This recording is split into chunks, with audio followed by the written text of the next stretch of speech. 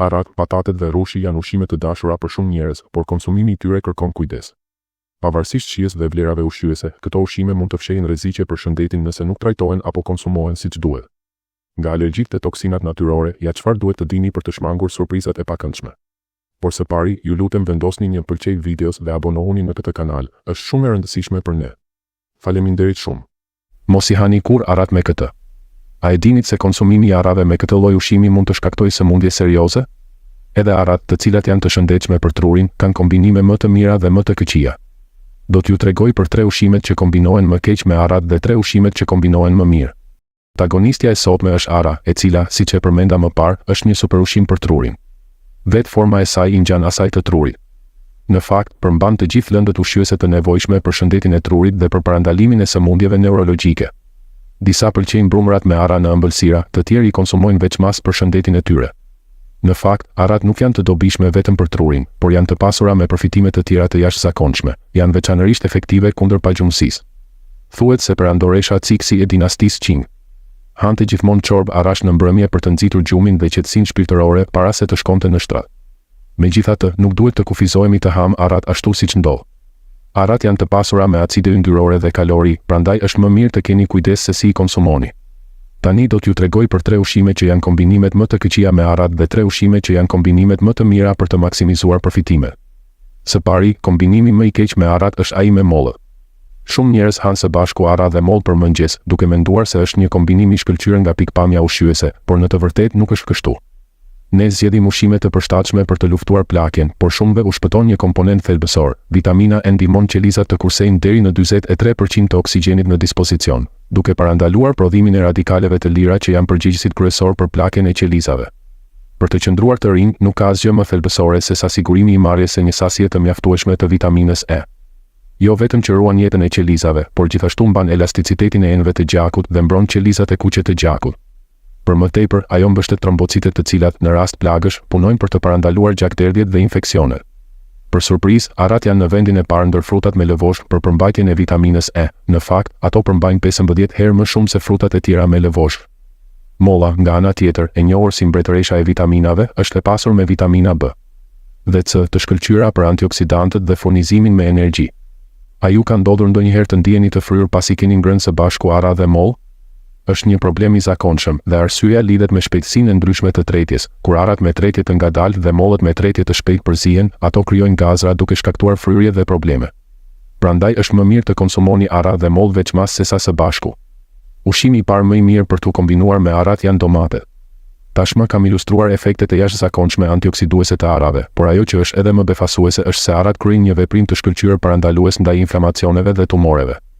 Mund t'i bëjmë vetes një pyetje: pse është e nevojshme të mbajmë gjithmonë nën kontroll presionin vaskular dhe nivelet e kolesterolit për një shëndet të mirë? Sepse yndyrnat e dëmshme si kolesteroli në enët e gjakut mund të bllokojnë qarkullimin e gjakut, duke penguar lëndët ushqyese dhe oksigjenin të arrijnë në mënyrë efikase në organet tona. Kjo rrit ndjeshëm rrezikun e arterosklerozës, hemorragjisë cerebrale dhe sëmundjeve kardiovaskulare. Nivele befasisht të larta të kolesterolit mund të kontribuojnë madje edhe në zhvillimin e qelizave kancerogjene, pasi organet nuk mund të funksionojnë siç duhet dhe nuk arrijnë të parandalojnë mutacionet dhe zhvillimin e qelizave të dëmshme. Për më tepër, sipas një kërkimi të kohëve të fundit nga Universiteti Duke në Shtetet e Bashkuara, kolesteroli është identifikuar si shkak i metastazave dhe recidivave të sëmundjeve pavarësisht trajtimeve intensive mjekësore. Qelizat e dëmshme ushqehen me kolesterol dhe mbjetojnë me kokfortësi. Për këtë arsye do të ishte e dobishme të konsumohen ushqime që mund të zvogëlojnë ose madje të eliminojnë kolesterolin. Mendojeni në mënyrë më të thjeshtë, kur formohen njolla yndyre në rroba, si i hiqni? Është e nevojshme yndyra për të hequr yndyrën. Vetëm yndyrnat e shëndetshme janë në gjendje të pastrojnë gjurmët e yndyrës së kolesterolit në enët e gjakut. Këtu hyjnë në lojë aratona. Arat janë të pasura me acide yndyrore thelbësore, përfshirë omega 3. Këto yndyrna të shëndetshme në fakt eliminojnë në mënyrë efikase yndyrën e akumuluar në trupin tonë. Ekziston një ushqim që kryen të njëjtat funksione të pastrimit të enëve të gjakut dhe parandalimit të metastazave qelizore të dëmshme për shëndetin si arat, dhe kjo është domatja. Acidet yndyrore të pangopura të arave dhe pigmenti i kuq likopeni i domateve kryejnë të njëjtin funksion. Likopeni është një përbërës liposolubil, prandaj duhet të konsumohet së bashku me yndyrna të shëndetshme. Meqense se arat janë të pasura me yndyrna të shëndetshme, ato krijojnë një kombinim sinergjik që maksimizon përfitimet. Prandaj nga tani e tutje është një ide e shkëlqyer të kombinoni arat me një sallatë domatesh, ose edhe thjesht një domate me një grusht ara në mëngjes për një dietë të synuar kundër sëmundjeve. Ushqimi i dytë më i keq për të kombinuar me arat është befasisht açuga. Mund të tronditeni, edhe sepse shumë njerëz pëlqejnë të shijojnë makaronat me açuga dhe ara. Edhe pse shija është e këndshme, kombinimi nuk është në të vërtetë i shëndetshëm. Açuga është aq e pasur me kalcium sa shpesh quhet mbretëresha e kalciumit, përmban më shumë se 10 herë kalciumin e peshqve të tjerë dhe 5 herë atë të qumështit. Kalciumi është thelbësor dhe është një element kyç për strukturën e kockave, i domosdoshëm për të përmirësuar densitetin e kockave. Megjithatë, ka një problem, me kalimin e moshës, aftësia jon për të absorbuar kalciumin zvogëlohet ndjeshëm. Nuk ka rëndësi sa kalcium konsumohet, nëse nuk absorbohet është krejtësisht e padobishme. A duhet të përdorim pra suplemente kalciumi? Jo domosdoshmërisht. Doza të larta të suplementeve me bazë kalciumi mund të shkaktojnë qarkullim të reduktuar të gjakut dhe të rrisin rrezikun e gurve në veshka dhe sëmundjeve kardiovaskulare. Duke pasur parasysh këto efekte anësore të mundshme, është thelbësore të marrim kalcium përmes një diete të ekuilibruar me ushqime natyrore, përfshirë açuget, të cilat përfaqësojnë një zgjedhje të shkëlqyer fal kockave të tyre të ngrënshme. Megjithatë, nëse hani açuge me ara, të cilat janë të pasura me acide yndyrore të pangopura, nuk arrini të absorboni kalciumin nga açuget. Kjo sepse arat përmbajnë acid fitik, i cili ndërhyn në thithjen e kalciumit. Acidi fitik lidhet me kalciumin e bollshëm të pranishëm në açuge, duke formuar një kompleks të patretshëm në nivel të zorëve. Si pasojë, kalciumi nuk përthithet dhe përkundrazi nxirret nga organizmi. Prandaj, edhe nëse mund të konsumoni açuge për kalciumin e tyre, kombinimi me arat i anulon përfitimet. Prandaj, është më mirë të konsumoni açuge dhe ara veçmas për të përfituar plotësisht nga secila prej vetive të tyre ushqyese. Kombinimi i dytë më i mirë me arat është ai me fasule të kuqe. Ndoshta e dini tashmë se arat janë të shkëlqyera për shëndetin e trurit, por a e dini pse janë veçanërisht të treguara për të parandaluar patologji të rënda neurologjike? Arat përmbajnë acide yndyrore të pangopura, përfshirë jo vetëm omega-3, por edhe acid alfa-linolenik. Ky acid linolenik përbën 60% të qelizave nervore të trurit. Në këtë mënyrë, ngrënia e arave është e barabartë me ushqyrjen e shtyllave të trurit, parandalimin e shkatërimit të qelizave nervore dhe fuqizimin e aktivitetit të tyre, duke mbajtur trurin të ri dhe të shëndetshëm. Në fakt, arat fuqizojnë hipokampusin, qendrën nervore përgjegjëse për kujtesën, duke i bërë ato jashtëzakonisht të dobishme për të përmirësuar aftësitë logjike dhe të arsyetimit. Por sa shumë që mund të forcojnë qelizat e trurit, nëse enet e gjakut që çojnë në tru janë të bllokuara nga mbetjet, gjithçka është e padobishme. Dhe nëse nxehtësia në kokë dhe kafkë është e tepërt, është një problem serioz. Në këtë pikë hyn në lojë fasulja e kuqe, e njohur për vetitë e saj freskuese dhe e shkëlqyer për eliminimin e mbetjeve. A e keni vënë re ndonjëherë shkumën që formohet kur zieni fasule të kuqe? Kjo është për shkak të saponinave, përbërës antioksidant të pranishëm edhe në ginseng dhe ginseng të kuq, të bollshëm në fasulen e kuqe. Prandaj, kur konsumoni fasule të kuqe dhe ara së bashku, kontribuoni në çlirimin e nxehtësisë dhe toksinave të akumuluara në kokë dhe gjoks, duke çliruar përfitimet e jashtëzakonshme të arave për shëndetin e trurit. Për më tepër, fasulet e kuqe janë ndër dritherat më të pasura me vitaminë B1. E njohur edhe si vitamina e trurit, e cila gjeneron sinergjinë maksimale me arat. Edhe diçka tjetër, më parë thash se perandoresha Ciksi zakonisht hante një supë me ara në mbrëmje për të luftuar pagjumsinë. Ja një pikë kyçe, arat kanë një efekt befasues qetësues, aq të fortë sa të përdoren si trajtim për pagjumsinë. Për çudi, fasulet e kuqe janë gjithashtu të pasura me vitamina B1 dhe B2. Së bashku, arat dhe fasulet e kuqe mund të eliminojnë substancat që lodhin trurin, duke ndihmuar madje edhe në luftimin e depresionit. Prandaj, nga tani e tutje, provoni të kombinoni ara dhe fasule të kuqe në një çorbë ose supë për një ushqim që ushqen trurin dhe që ndihmon gjithashtu në luftimin e pagjumësisë dhe në ruajtjen e stabilitetit psikik. Së fundi, ushqimi më i keq për të kombinuar me arat është pikërisht qumështi. Ndërsa arat janë të pasura me vitamina B dhe E, si dhe me minerale dhe lëndë ushqyese, atyre u mungon një element thelbësor, proteinat. Mund të mendohet se është një ide e mirë të kombinojmë ato me qumësht, por në të vërtetë është më mirë të hani ara me fasule të kuqe, siç thash më parë. Pse të shmangni konsumimin e qumështit me ara? Siç u prezantua shkurtimisht më parë, arat përmbajnë një antinutrient të quajtur acid fitik. Kjo toksinë bimore, e zhvilluar si një mekanizëm mbrojtës për të parandaluar sulmet e mundshme, pengon thithjen e lëndëve ushqyese nga ushqimet e tjera dhe mund të shkaktojë çrregullime të stomakut kur hahet së bashku. Në veçanti, kur acidi fitik dhe arat takohen me proteinën kazein të qumështit, formohen toptha që shkaktojnë probleme të tretjes. Për më tepër, ai bllokon thithjen e kalciumit, duke parandaluar efektivisht organizmin të absorbojë kalciumin e pranishëm në qumësht. Prandaj, sa e shëndetshme mund të duket konsumimi i qumështit dhe arave së bashku, në fund bëhet e padobishme. Pra, a duhet të shqetësohemi gjithmonë kur ham ara? As pak. Ka dy zgjidhje të shkëlqyera. Së pari, është e mundur të zieni arat para se t'i konsumoni. Zierja e arave jo vetëm i bën ato më të buta dhe të tretshme, por gjithashtu zvogëlon aktivitetin e acidit fitik, duke lejuar përthithjen e plotë të kalciumit të pranishëm në qumësht. Për më tepër, minerali mangan i pranishëm në ara është thelbësor për diskutimin e sotëm. Nuk ka rëndësi sa kalcium konsumohet, nëse kockat dhe indet e kërcit nuk janë formuar siç duhet, kjo është e padobishme. Mangani i pranishëm me bollëk në ara luan këtë rol. Arat e ziera sigurojnë manganin që ndihmon në ndërtimin e kockave të forta, duke zvogëluar në mënyrë efektive rreziqet e osteoporozës dhe frakturave. Nëse konsumohet me qumësht, ky kombinim bëhet një përzierje e shkëlqyer për shëndetin e kockave, falë thithjes totale të kalciumit. Së dyti, nëse zierja e arave duket e pakëndshme, thjesht mund të hani 5 ose 6 ara me qumësht alternativ. Konsumimi i arave me qumësht soje ose alternativa të tjera qumështi është po aq i dobishëm. Ushqimi i tretë dhe i fundit që shkon mirë me arat është banana. Kombinimi i arave dhe bananeve mund të duket pak i pazakont, por në të vërtetë është një formulë ushqimore shumë e vlerësuar për të rritur energjinë. Është e mundur të konsumohen banane dhe ara së bashku në mëngjes ose t'i përzjeni me një mikser. Njohja e përfitimeve që ato i ofrojnë organizmit mund të rrisë efikasitetin e tyre. Së pari, bananet shpesh konsiderohen si një ushqim kryesor për dietat sepse janë të pasura me fibra ushqimore që ndihmojnë në ruajtjen e ndjenjes së ngopjes për një kohë të gjallë. Për më tepër, bananet janë të pasura me lëndë ushqyese, veçanërisht kalium dhe magnez, të cilat thithen shpejt nga muskujt në momentin e konsumit, duke kthyer menjëherë energji. Është interesante të vërehet se kaliumi dhe bananet ndihmojnë në nxjerrjen e natriumit nga trupi. Prisni, ka edhe një përfitim tjetër të pabesueshëm. Magnezi i pranishëm në banane mund të lehtësojë depresionin dhe të rrisë ndjenjen e lumturisë. Dhe ky efekt kombinohet në mënyrë të përkryer me arat. Arat janë të pasura me vitamin B, e shkëlqyer për rikuperimin nga lodhja. Fibrat prebiotike të pranishme në ara veprojnë si një stimulues i shkëlqyer për mikrobiotën e zorrëve. Kjo ndihmon peristaltikën e zorrëve dhe acidet yndyrore të pangopura dhe arat stimulojnë fibrat nervore të lidhura midis zorrëve dhe trurit, një aspekt themelor për parandalimin e depresionit dhe ruajtjen e shëndetit mendor. Për këtë arsye, për të marrë përfitime si fizike ashtu edhe mendore, duhet të provoni të kombinoni banane dhe ara. Deri tani kemi analizuar 3 kombinimet më të këqija dhe 3 më të mirat me ara. A dëshironi të përmbledhim edhe një herë të fundit? Në vend të mollëve, është më mirë të hani ara me domate.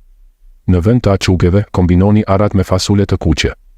Në vend të qumështit, zgjidhni bananet për të shoqëruar arat dhe për të marrë energji të plotë. Arat janë një superushqim për trurin.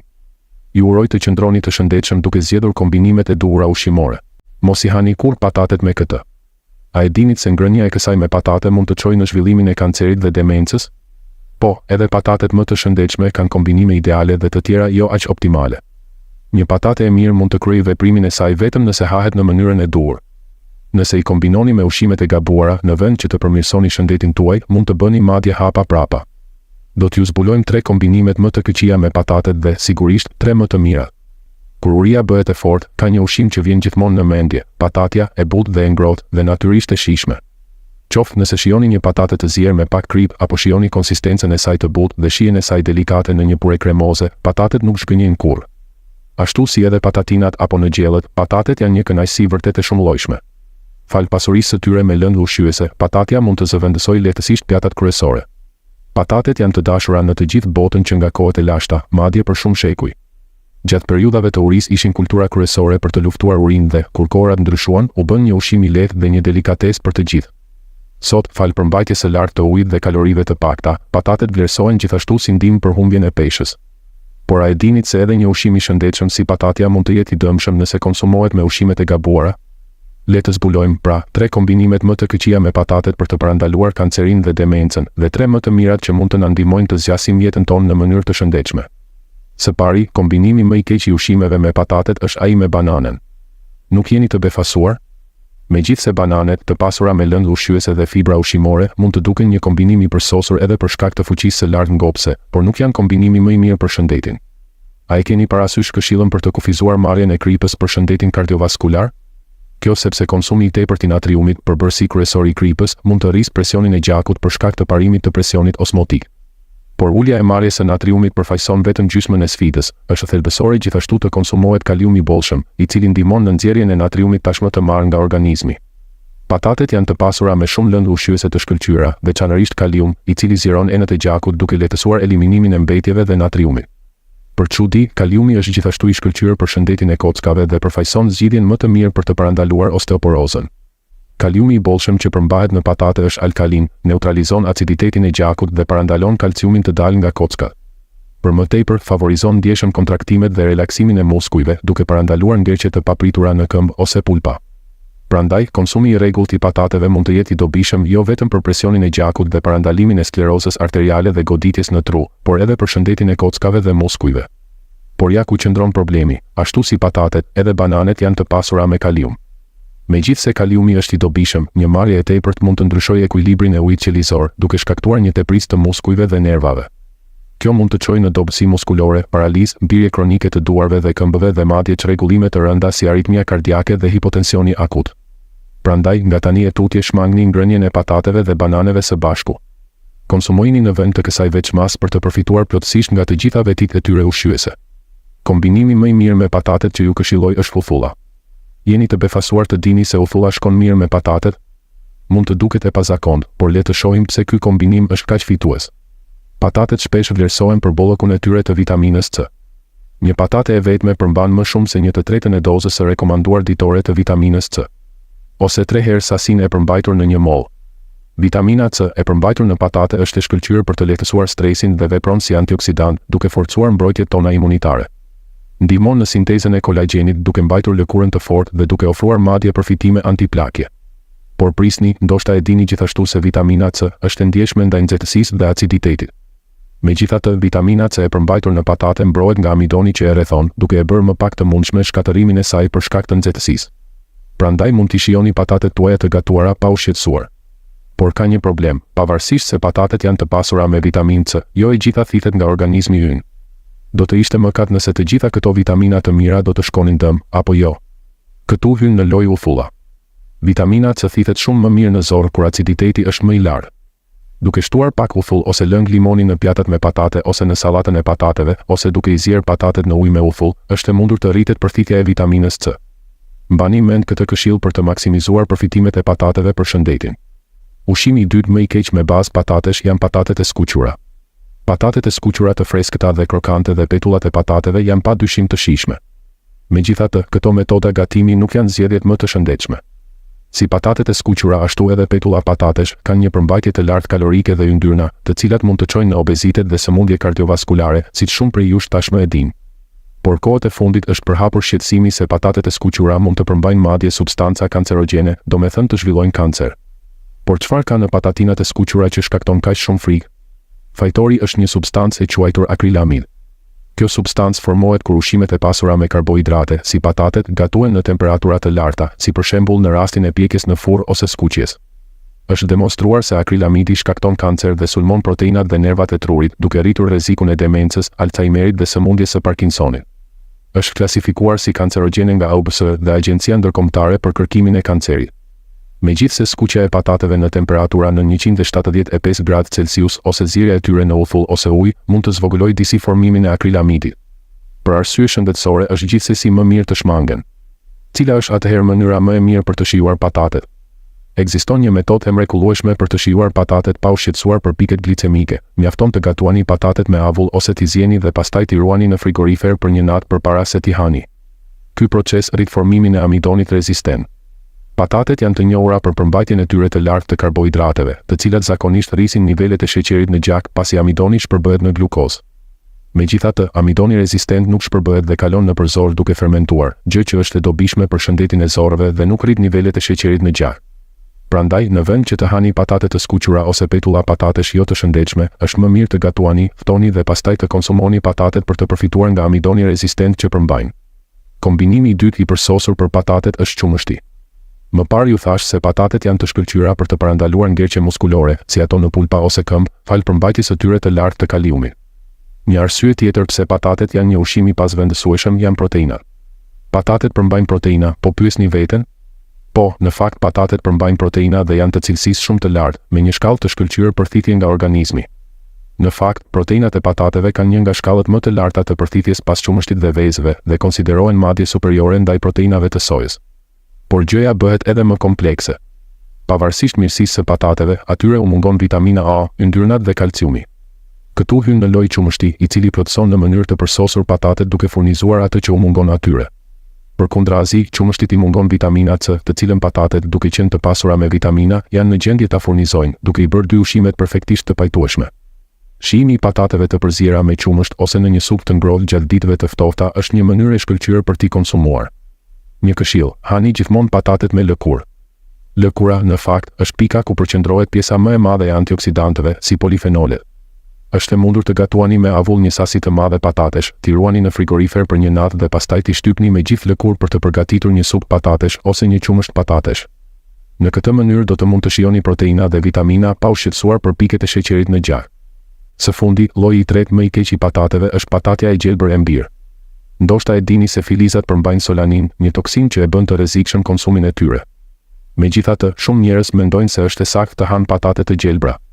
Por është gjithmonë më mirë të shmangen. Ngjyra e gjelbër e patateve tregon një rritje të përmbajtjes së solaninës, e cila shërben si një sinjal paralajmërues për të mos i ngrënë. Solanina është një insekticid natyror i prodhuar nga bimët e familjes së patëllxhanit, si ashtu dhe patatet, për t'u mbrojtur. Është shumë toksike dhe edhe sasi të vogla mund të shkaktojnë simptoma të helmimit ushqimor si dhimbje koke, dhimbje barku dhe të përziera. Konsumimi i saj në sasi të mëdha mund të shkaktojë vështirësi në frymëmarrje dhe është jashtëzakonisht i rrezikshëm. Dikush mund të pyesë nëse larja ose gatimi në temperatura të larta mund të shpëtojë ushqimin. Megjithatë, solanina nuk është e tretshme në ujë dhe nuk eliminohet me larje. Shpërbëhet vetëm në temperatura mbi 280 gradë Celsius, kështu që as gatimi nuk e eliminon. Nivelet e solaninës rriten nëse ekspozohen ndaj dritës, prandaj ruajini gjithmonë patatet në një vend të errët. Hidhni të gjitha patatet që kanë mbirë ose janë bërë jeshile për të ruajtur shëndetin tuaj. Ja një këshill: ruajtja e patateve bashkë me mollët mund të ndihmojë në parandalimin e mbirjes.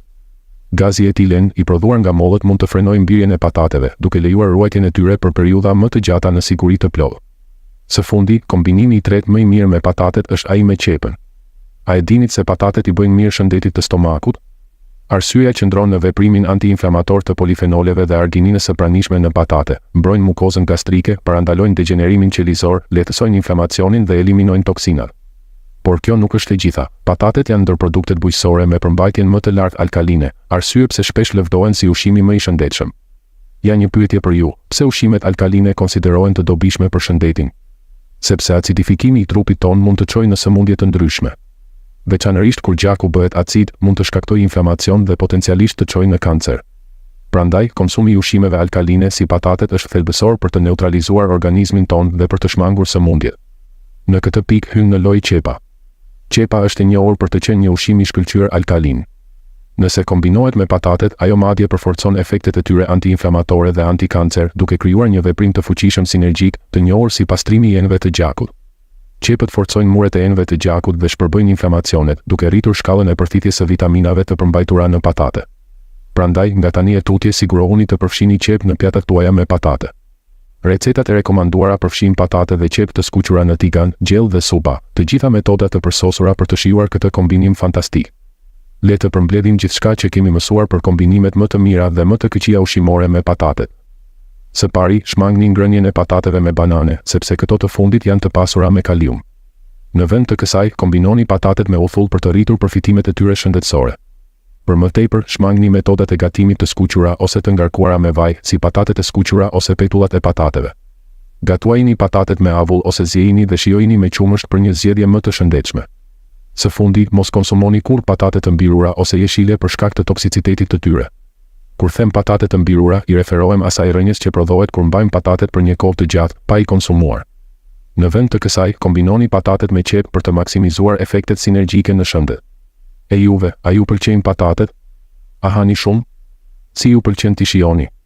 A njihni ndonjë recetë të veçantë? A hani ndonjëherë patate të skuqura? Na tregoni në komentet më poshtë. Mos e hani kurrë rushin me këtë.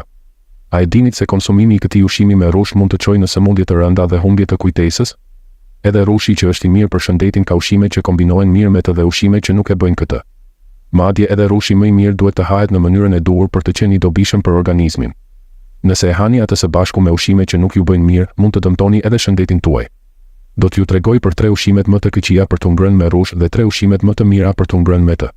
Kur shohim marrëdhënie që funksionojnë mirë, shpesh thuhet se ka një përputhje të mirë apo jo. Edhe në ushqime mund të ketë një përputhje të mirë ku lëndët ushqyese plotësojnë njëra tjetrën dhe krijojnë një kombinim të dobishëm për shëndetin. Nga ana tjetër, ekziston një pajtueshmëri e dobët ku lëndët ushqyese nuk kombinohen mirë dhe mund të dëmtojnë shëndetin. Protagonisti i sotëm është rushi, i konsideruar si fruti i perëndive.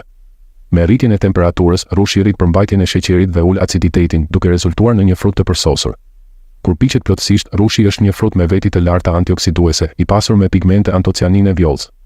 Është i pasur me glukosë, fruktozë dhe acide organike që e bëjnë atë të shkëlqyer për të lehtësuar lodhjen dhe për të rivendosur energjinë. Veçanërisht në një stinë si kjo ku energjitë tona priren të bien, duhet të zgjidhni rushin në vend të ushqimeve të tjera energjike. Le të zbulojmë tani 3 ushqimet më të këqija për të ngrënë me rush që mund të pengojnë parandalimin e sëmundjeve të rënda dhe dëmtimeve të trurit, dhe 3 ushqimet më të mira që mund të ndihmojnë në zgjatjen e jetës sonë. Ushqimi i parë që nuk duhet konsumuar kurrë me rush janë frutat e detit. A u habitët? Shumë njerëz e vlerësojnë veçanërisht verën të shoqëruar me fruta deti dhe e pëlqejnë rushin për të përfunduar vaktin. Megjithatë, me avancimin e moshës dhe dobësimin e funksioneve tretëse, nuk është mirë të hash rush dhe fruta deti së bashku. Kur hani rush ose pini verë, ndjeni një shtrëngim në shije. Kjo vjen nga taninët, një lloj polifenoli shumë i fuqishëm si antioksidant. Taninët ndihmojnë në zbërthimin e yndyrnave neutrale në organizëm, gjë që është e shkëlqyer për shëndetin vaskular dhe humbjen e peshës. Për më tepër, taninët kryejnë një veprim antioksidant që eliminon grimcat oksiduese dhe lehtëson inflamacionin kronik të organizmit. Kjo është e shkëlqyer për parandalimin dhe trajtimin e hipertensionit arterial dhe hemoragjive cerebrale. Taninët që aktivizojnë toksinat si alkaloidet dhe kanë veti sterilizuese. Megjithatë, ngrënia e rushit të pasur me tanine së bashku me frutat e detit mund të shkaktojë probleme. Frutat e detit si peshku, karkaleci dhe algat janë të pasura me proteina dhe kalcium. Ngrënia e tyre me rush jo vetëm që ul vlerën e tyre ushqyese, por bën që kalciumi dhe frutat e detit të kombinohen me taninët dhe rushin, duke formuar kështu një masë të re që tretet me vështirësi. Kjo mund të irritojë stomakun, duke shkaktuar fryrje, dhimbje barku dhe të vjella. Për më tepër, frutat e detit përmbajnë gjithashtu një sasi të madhe taninesh. Konsumimi i tepërt i tanineve mund të çojë në çrregullime të tretjes. Taninët mund të reagojnë me lëngjet e stomakut dhe të formojnë grumbuj, duke rritur rrezikun e gurëve në tëmbë. Për më tepër, ato mund të ngadalsojnë lëvizjen e zorreve, duke shkaktuar dispepsi kronike, ulqera gastrike, inflamacion të sistemit tretës dhe madje edhe sëmundje të rënda. Atëherë, si duhet ta konsumojmë rushin? Ushqimi i parë që ju këshilloj të kombinoni me rushin është mishi. Siç u tha më parë, rushi është i pasur me polifenole antioksiduese të mrekullueshme. Nëse konsumohet së bashku me mishin, krijon një sinergjizëm të jashtëzakonshëm. Sipas një studimi të kryer nga kërkuesit, rushi pengon çlirimin e substancave toksike të prodhuara nga degradimi i yndyrnave dhe mishit. Këto substanca janë malondialdehidi dhe hidroksidi. Konsumimi i rushit me mish parandalon përthithjen e këtyre toksinave nga organizmi. Për më tepër, rushi është i pasur me përbërës alkalin dhe, nëse hahet me mish, ndihmon në neutralizimin e aciditetit duke nxitur tretjen dhe përthithjen.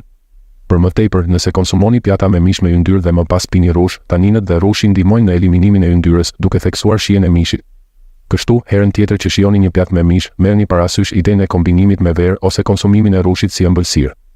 Ushqimi i dytë që duhet të shmangni të hani me rush janë ilaçet për tensionin e gjakut. Nëse vuani nga tensioni i lartë ose sëmundje kardiovaskulare, duhet t'i kushtoni vëmendje të veçantë asaj që hani. Kjo sepse shumë ushqime ndërveprojnë me ilaçet e përshkruara. Në veçanti, nuk duhet të konsumoni rush dhe ilaçe antihipertensive të klasës së dihidropiridinës. Kanalet e kalciumit përthithen nga zorët sipas nevojës dhe pjesa e tepërt zbërthehet nga enzimat dhe nxirret nga organizmi.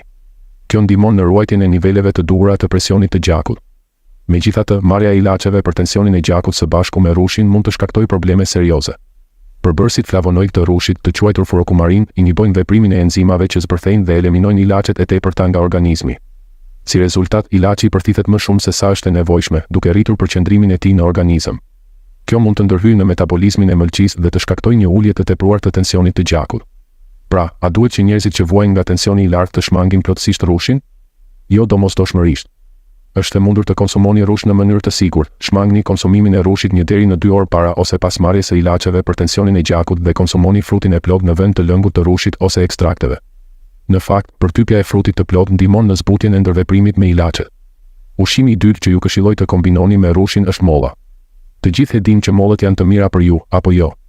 Por kur hahen së bashku me rush, krijohet një sinergjizëm i jashtëzakonshëm. Rushi është i pasur me hekur, i shkëlqyer për parandalimin e anemisë. Për më tepër, është plot vitamina dhe minerale që ndihmojnë në pastrimin e gjakut. Për më tepër, përbërësit flavonoid të rushit parandalojnë formimin e mbiksjes së gjakut, duke e bërë atë shumë efektiv dhe duke parandaluar arteriosklerozën dhe sëmundjet kardiovaskulare. Në veçanti, acidi salicilik që përmban rushi prish depozitat në enet e gjakut, duke përmirësuar qarkullimin e gjakut dhe duke ulur presionin arterial dhe nivelet e sheqerit në gjak, gjë që është shumë e dobishme për ata që vuajnë nga diabeti dhe tensioni i lartë. Konsumimi i mollëve me rush prodhon përfitime befasuese. Merita i takon antioksidantit quercetin të pranishëm në mollë. Quercetina është një përbërës i mrekullueshëm që trajton çrregullimet e frymëmarrjes, lufton sëmundjet e rënda dhe përmirëson kujtesën. Nëse kombinohet me katekinat e rushit, një lloj tjetër flavonoidi, merret një efekt i jashtëzakonshëm që forcon zemrën. Kështu që nga tani e tutje sigurohuni që të shijoni rush dhe mollë së bashku. Kombinimi i tretë më i keq për shëndetin është konsumimi i lëngut të rushit. Shumë njerëz pinë ekstrakte ose pije me bazë rushi për të përfituar për shëndetin dhe në fakt për disa prej jush mund të jetë të shkëlqyer. Kjo sepse lëngu i rushit përfshin pulpën, lëkurën dhe farat e rushit. Lëkura e rushit përmban resveratrol, një përbërës që mbron nga toksinat e jashtme. Kjo substancë e mrekullueshme është një agent i fuqishëm kundër sëmundjeve që inhibon formimin, zhvillimin dhe përhapjen e qelizave të dëmshme për shëndetin. Resveratroli është gjithashtu i shkëlqyer për shëndetin e trurit dhe ndihmon në parandalimin e sëmundjeve degenerative neurologjike dhe demencës. Edhe farat e rushit janë shumë të dobishme, të pasura me polifenole antioksiduese që ngadalsojnë përparimin e Alzheimerit dhe heqin kolesterolin nga enët e gjakut, duke parandaluar hiperlipidemitë dhe goditjet në tru. Prandaj, konsumimi i të gjitha pjesëve të rushit është mënyra më e mirë për të marrë përfitime. Megjithatë, diabetikët duhet të abstenojnë nga konsumimi i lëngut të rushit. Arsyeja kryesore është përmbajtja e lartë e sheqerit në lëngjet e frutave si lëngu i rushit. Organizata Botërore e Shëndetësisë rekomandon një dozë ditore sheqeri prej rreth 25 gram. Një paketë e vetme lëng rushi përmban mesatarisht më shumë se 10 gram sheqer. Pirja e 2 ose 3 gotave lëng rushi në ditë do të thotë se keni të kaluar tashmë sasinë e rekomanduar të sheqerit. Për më tepër, sheqeri dhe rushi përthithen shumë shpejt nga organizmi, gjë që mund të rrisë nivelet e sheqerit në gjak. Prandaj është e nevojshme të jeni shumë të kujdesshëm. Një rritje e shpejtë e sheqernave në gjak mund të rrisë rezistencën ndaj insulinës dhe të nxjisë shfaqjen e sëmundjeve të ndryshme si kanceri dhe sëmundjet neurologjike.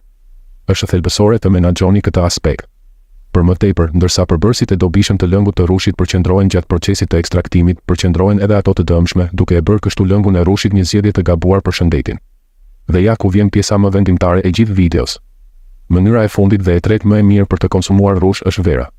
A nuk është interesante fakti që ndërsa lëngu i koncentruar i rushit është i dëmshëm, vera është e mirë? Varietetet e rushit të përdorura për verë janë plotësisht të ndryshme nga ato të tryezës, me një përmbajtje të lartë sheqeri, ndërsa kokrat për verë janë më të vogla dhe më pak të ëmbla. Për më tepër, gjatë procesit të fermentimit, sheqernat dhe rushi kombinohen me majat duke prodhuar verë me një përmbajtje sheqeri shumë më të ulët se lëngu i rushit. Një studim ka treguar se diabetikët që kanë pirë një gotë verë në ditë për 3 muaj kanë ulur nivelet e sheqerit në gjak dhe kanë përmirësuar nivelin e lipideve dhe të glicemisë. Për më tepër, resveratroli dhe vera ndihmojnë në parandalimin e plakjes dhe forcimin e sistemit imunitar.